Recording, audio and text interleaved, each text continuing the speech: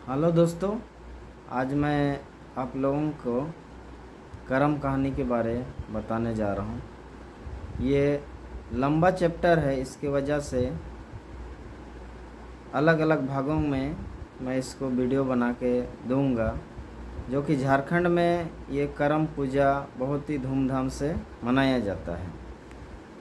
कर्म पूजा भादो महीना के एकादशी को मनाया जाता है और ये हर साल बहुत ही धूमधाम से मनाया जाने वाला एक त्यौहार है।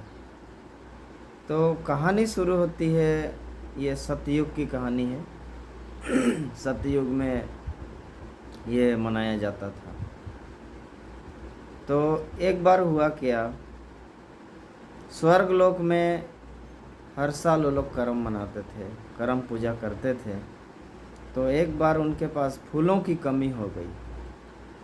तो फूलों की कमी होने के कारण वो लोग सही से कर्म पूजा नहीं कर पा रहे थे। तो उन्होंने क्या किया, दो कीड़ा बनाए मैल का। मुंडारी में उसको उरु बोलते हैं, हुमुरन बारिया उरु, मतलब मैल के दो कीड़ा बनाए फूलों को ढूंढने के लिए। तो मैल के दो कीड़ा को स्वर्ग लोक से वे पृथ्वी लोक में भेज दिए कि फूल कहाँ पे मिलेगा, बगीचा ढूंढने के लिए निकल आए। उन्हीं का पीछा करते करते वो लोग पृथ्वी लोक में आ गए। तो उनको फूलों का बगीचा मिल गया। वो बगीचा गजपति राजा का था। पंपापुर नामक जगह गजपति राजा का फूलों का बगीचा था। वो लोग हर रोज़ रात को आते थे और फूल चुरा करके ले जाते थे। वो लोग पुष्प विमान से आते थे और फूल को रातों रात चुरा करके ले जाते थे। तो ऐसा हर रोज़ करते थे। एक दिन राजा जी टहल रहे थे बगीचा में, तो उनको लगा कि बगीचा में फूल दिन ब दिन घटते जा रहे हैं। पहरेदारों से पूछा कि भाई क्या बात है, फूल रोज़ दिन घटते जा रहे हैं बगीचा में। तो पहरेदार लोग बोलते हैं हम लोग तो गेट पर सही समय से अच्छी तरह निगरानी रखते हैं, इधर से तो कोई घुसता नहीं है, तो फूल कैसे घटेगा फूल।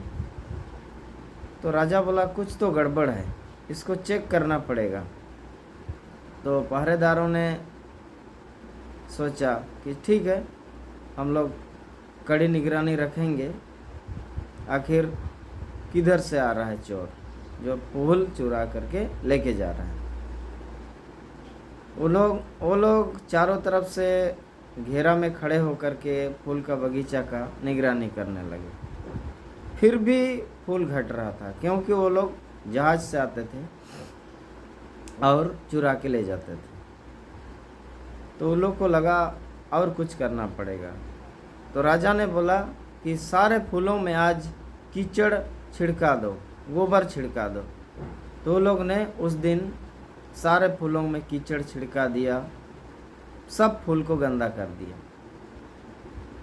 तो जब फूल चुराने वापस आए थे पुष्प विमान से, तो फूल में कीचड़ लगा होने के कारण उनका जो जहाज था, पुष्प विमान था, वो अपवित्र हो गया, जिसके वजह से वो लोग वापस नहीं उड़ पाए, वापस नहीं जा सके। तो सुबह वो लोग पकड़ा गए चोर। तो राजा के पास खबर गया कि हम लोगों ने चोर पकड़ लिया है। तो राजा बोला कि सारे चोरों को मेरे सामने हवाले कर दो, पेश किया जाए। सभी को लेके गए। बाद में पूछा गया कि तुम लोग फूल क्यों चुराते हो।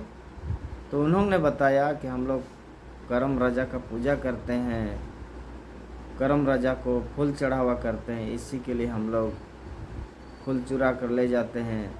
हमारे देश में फूलों की कमी हो गई है, इसलिए मजबूरन हमें आपका बगीचा से फूल चुराना पड़ रहा है। तो राजा पूछा कि ये करम राजा क्या होता है। तो वो लोग बताए कि करम राजा अंधन, लकी लक्ष्मी, बाल पुत्र, सुख शांति सब देने वाला एक भगवान है जो हमें सब कुछ देता है। ऐसा है। तो राजा बोलता है हाँ ऐसी बात है। तो मैं कर सकता हूँ क्या करम राजा का सेवा? तो बोलता हाँ बिल्कुल कर सकते हैं। तो राजा बोला ठीक है मैं भी करूँगा, क्योंकि मेरे पास धन दौलत सब कुछ है, राजपाट सब कुछ है, लेकिन मेरे पास पुत्र नहीं है, मैं निसंतान हूँ, क्या मुझे संतान मिल सकता है? तो वो लोग बोले हाँ बिल्कुल मिल सकता है, आप पूजा कीजिए तो सही। तो ऐसी बात है, तो ठीक है मैं भी पूजा करता हूँ। हाँ लेकिन एक समस्या है कि आप लोग का ये जहाज वापस कैसे जाएगा?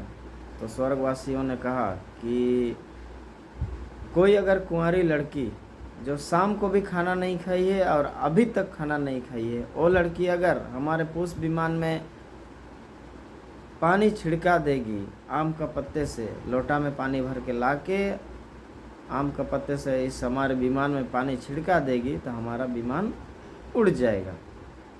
तो राजा ने बोला कि कुंवारी लड़की को ढूंढ के लाओ जो अभी तक खाना नहीं खाई है, उपवास है। तो उसके सेनापतियों ने गांव में ढूंढना चालू किया। तो एक घर में कुंवारी लड़की और उसकी दादी रहती थी। शाम को किसी कारणवश उनमें झगड़ा हो गया था, जिसकी वजह से वो कुंवारी लड़की कुछ खाई नहीं थी अभी तक, शाम को भी नहीं खाई थी, अब तक नहीं खाई थी। वो कुंवारी लड़की मिल गई, उसको लाया गया। बाद में उसने पानी छिड़का दी, बाद में उनका पुष्प विमान रिटर्न चला गया। बाद में राजा अपना करम राजा का विधि विधान से पूजा करने लगा, सेवा करने लगा। सेवा करते करते कुछ साल बाद उसको 2 पुत्र हो गए। बड़ा का नाम कर्मा, छोटा का नाम धर्मा। सब कुछ सही चल रहा था। कुछ साल बाद गजपति राजा की मृत्यु हो जाती है। बाद में दोनों भाइयों के ऊपर राजपाट का सारा भार आ गया, दोनों संभालने लगे, राजपाट संभालने लगे। बड़ा भाई को राज का कर वसूल करने के लिए एक बार बाहर जाना पड़ा, दूसरे क्षेत्र में। जब वो कर वसूलने के लिए चले गए तो काफ़ी दिन गुजर गया था। जब राज्य में कर वसूल कर रहे थे, करते करते भादों का एकादशी आ चुका था।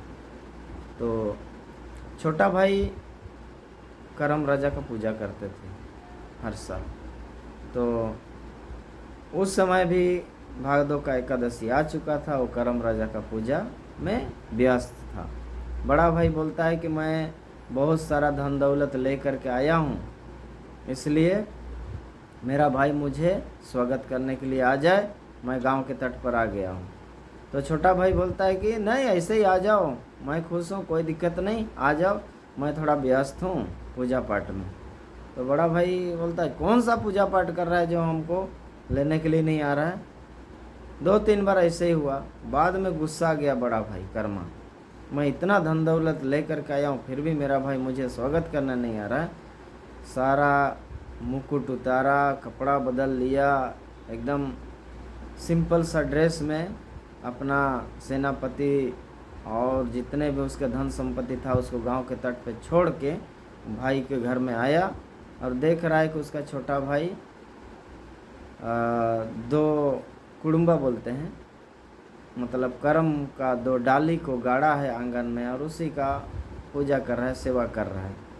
तो उसको गुस्सा आया, क्या ये 2 डाली गाड़ करके तुम ये पूजा पाठ करने में लगे हो, हम उधर कितना देर से तुम्हारा इंतज़ार कर रहे हैं। ऐसा बोल के उसने गुस्से में दोनों करम का डाली को उखाड़ के फेंक दिया और वापस चला गया। जैसे वो अपने जगह पे वापस गया तो देखता है ना वहाँ पे सेनापति है, ना धन संपत्ति है, ना और कुछ है। घोड़े जब थे उसके घोड़ा उसके तरफ दौड़ के आ रहे हैं उसको काटने के लिए, हाथी थे उसको रौंदने के लिए दौड़ के आ रहे हैं, तो इधर से उधर भागना पड़ा, कोई नहीं था वहाँ पे। बाद में वो परेशान होकर हैरान होकर अपना घर में भागते हुए आ गया। अगला एपिसोड मैं अगले भाग में बताऊंगा। इसके लिए धन्यवाद।